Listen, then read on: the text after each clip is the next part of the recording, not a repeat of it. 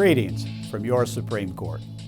I'm Mark Martin, Chief Justice of the Supreme Court and head of the North Carolina Judicial Branch. North Carolina is rich in its natural beauty, history, and quality of life. And we are in a special and exciting time for our great state.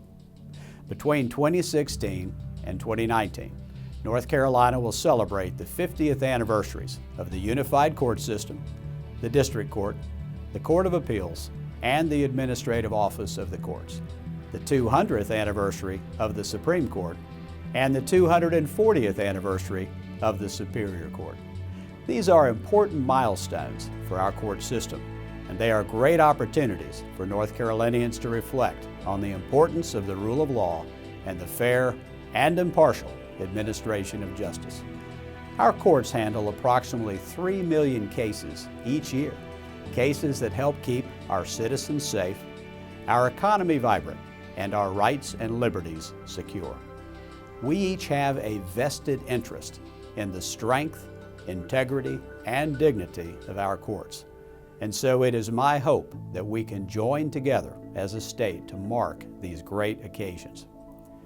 During this time of celebration, various events will occur across the state to educate North Carolinians on the history of our court system, to engage them in the celebration of these momentous milestones, and to encourage them to join with us in thinking strategically about the future of our courts and the pursuit of justice.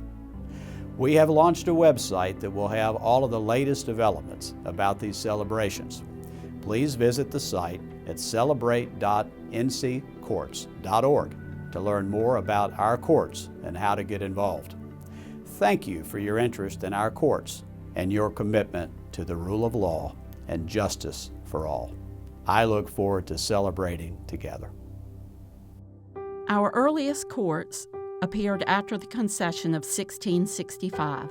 King Charles II of Great Britain gave the province of Carolina, what is now North Carolina, South Carolina, portions of East Tennessee, and Georgia, to 8 noblemen. You might recognize some of these names: Carteret, Hyde, Craven, Albemarle. The nobles created provincial trial courts of law. However, all appeals were heard in England until after the Revolutionary War, and England was a 6-week sail under ideal conditions and a 14-week sail under adverse weather. As you can imagine, there weren't too many appeals. In April 1776, North Carolina's Provincial Congress issued the Halifax Resolve, the first official colonial act allowing delegates to vote for independence. November 15, 1777, marked the creation of 6 judicial districts. Superior Court was held twice a year in Wilmington, New Bern, Edenton, Hillsborough, Halifax, and Salisbury. 3 Superior Court judges were appointed: Samuel Ashe of New Hanover County, Samuel Spencer of Anson County, and James Iredell of Chowan County. They rode a circuit, never the same, twice in a row, holding court in each district. Justices of the peace were appointed by the governor to address less complicated, localized legal issues. North Carolina became one of the original 13 states, declaring statehood November 21, 1789. Bayard v. Singleton was decided November 1787 in our Superior Court. It set legal precedents for courts to review legislative action 16 years before the U.S. Supreme Court case of Marbury v. Madison. Beginning in 1799, Superior Court judges were required to meet twice a year at the Court of Conference to resolve any of their conflicting decisions. This need led to the formation of our state Supreme Court in 1818, holding its first session January of 1819. John L. Taylor was our first Chief Justice. He served with Leonard Henderson and John Hall. Constitutional amendments in 1868 required judges to be elected to 8-year terms rather than appointed for life. The late 1800s to early 1900s saw a significant shift in our economy. Job opportunities in growing textile and manufacturing businesses led to the creation of administrative agencies. In 1891, our legislature established the Railroad Commission. Our first administrative courts emerged to handle decisions outside the reach of traditional courts. In 1899, it was the Corporation Commission. In 1929, the Industrial Commission, and in 1933, the Utilities Commission. Over 100 quasi-judicial commissions emerged dealing with banking, alcohol, elections, parole, education, agriculture, and occupational licensing. From 1905 to 1917, more than 100 separate special act courts were created by the legislature. Many were funded by the volume of monies collected, quickly undermining public confidence and held publicly in disrepute. In fact, they were so corrupt, they were outlawed in 1917. Prior to 1966, North Carolina had 3 levels of court: our Supreme Court, the Superior Court, and a hodgepodge of 1,500 or so local courts that shared little from city to city and county to county in structure or practice. By the 1950s, this hodgepodge included 940 Justice of Peace courts, some with set hours and courtrooms, some without, 256 city or county recorders courts, 106 juvenile and domestic courts, and over 100 special act courts.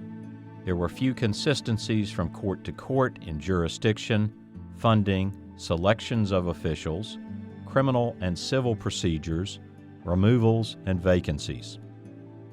In 1955, the Commission on Improving and Expediting the Administration of Justice was appointed by the State Bar Association at the request of Governor Luther Hodges.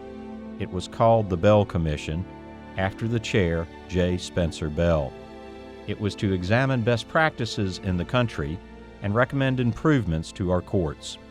1966 saw the creation of our unified court system, an administrative office of the courts to manage precious judicial resources, and the responsibilities of managing our state courts was then vested in the Chief Justice of the North Carolina Supreme Court.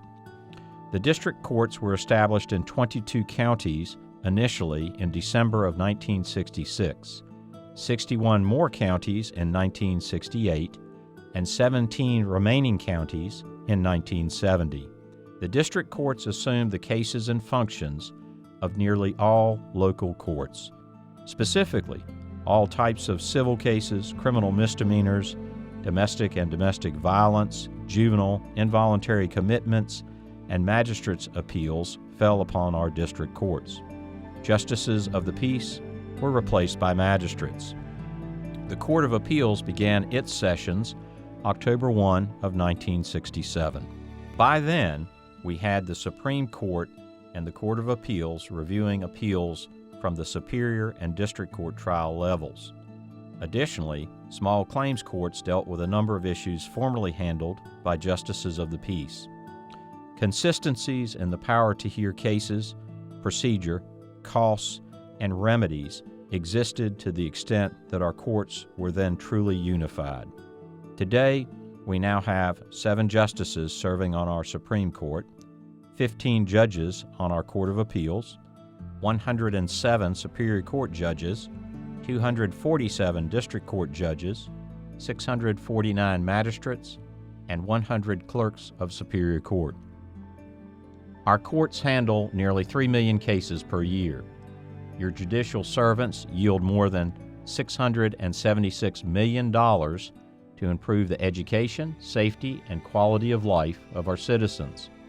While North Carolina taxpayers typically see the fewest dollar amounts spent on their court system, their judges remain some of the most productive in the country as compared with other states. Those in the court system continue to remain dedicated to doing their best to serve you. We look forward to sharing these significant milestones with each of you and welcome the opportunity to improve upon our courts.